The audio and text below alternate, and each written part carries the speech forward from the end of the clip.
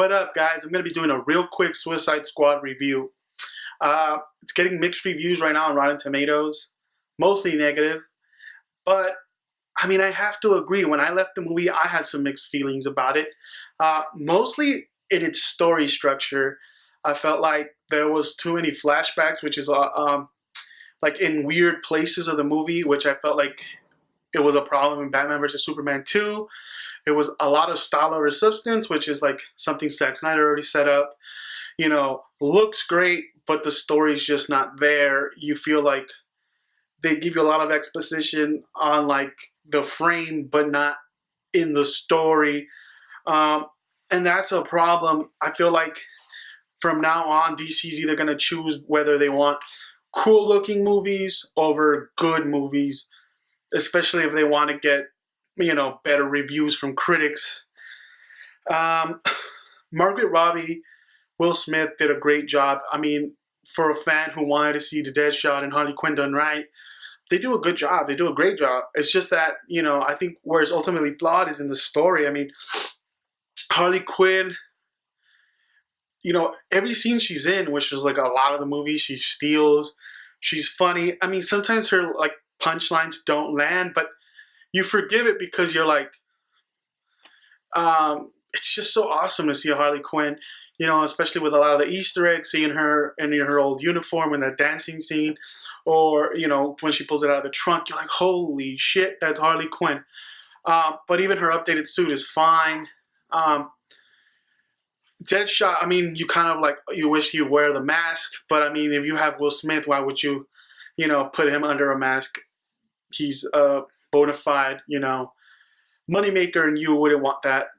But I mean, he's so charming and he's so good that you wouldn't, it doesn't even matter. He transcends that role.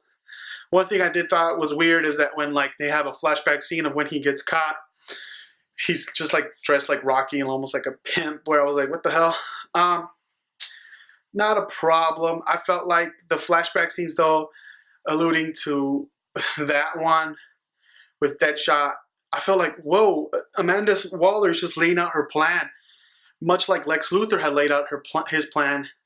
And it's like, wait, she's already like using Batman. It's like the greatest detective in the world is already getting played by this dude named Lex Luthor and Amanda Waller. Like, what kind of a detective is it? And at the end of the movie, spoilers, Amanda Waller knows that Bruce Wayne is Batman. And it's like, how many people know this guy's identity? Like, in this world, like it feels like half the world knows. That was a little weird to me. I felt like, but the use of Batman is cool. Like we get to see Batman for very small instances of the movie, and I feel like that was great. I mean, we got to see more Batman, and we got to see him like get, you know, a stab thrown at him by Harley, and then him punching her lights out, which, I mean, I felt like the theater laughed, but it's a good scene. It's something she would have done in the comics, and I hope they don't get slack for it. But yeah, I mean, like where the movie falls short is in its story. Obviously, I don't think Enchantress was a good villain. I felt like she's going to be a villain we all forget about. I mean, her brother, which is like a big part of the trailers, him destroying the subway, like was not used at all. Besides that, he helped her escape, and he kind of like gave her some sort of like power to get waited out until she gets her heart. But besides that, he's like this monster that could, like, her and him could like take over the world or like kill everyone in the world, which is, I guess, what their plan was. That's not even set up right. But then he gets taken out like nothing, like basically a dirty bomb, a bomb just takes him out. And there's also a thing with the sword that they don't really explain well. Katana was also a great character, also introduced very late, but I liked her.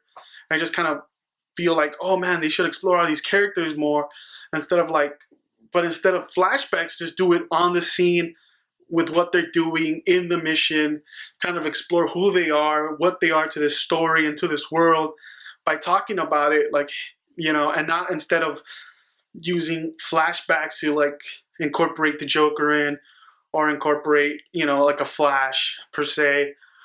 And I mean, and that's the problem. It's like the way DC wants to tell their stories. is style and not substance. And I think that's what I keep repeating because that's what I keep seeing. And not until DC and, you know, chooses. And I mean, the thing is, like, we've all been fooled. Like, I mean, Batman vs. Superman looked great. Wasn't a great movie. Suicide Squad, the trailers were amazing. Wasn't a good movie. And fuck, Wonder Woman looks amazing. It looks really good. And I hope that this time, like, we've all been going to DC movies, like, finally they got it. Finally it's going to be good. And then you get there and you're disappointed. And I hope Wonder Woman is not that. Because Wonder Woman looks really great. But back to Suicide Squad. There's a lot of, like, really good stuff in it. A lot of stuff they could build upon if they have a Suicide Squad 2. Or if these villains go on to either a Batman movie or a Flash movie or a whatever movie that they could put them in. You know, there's a lot to build.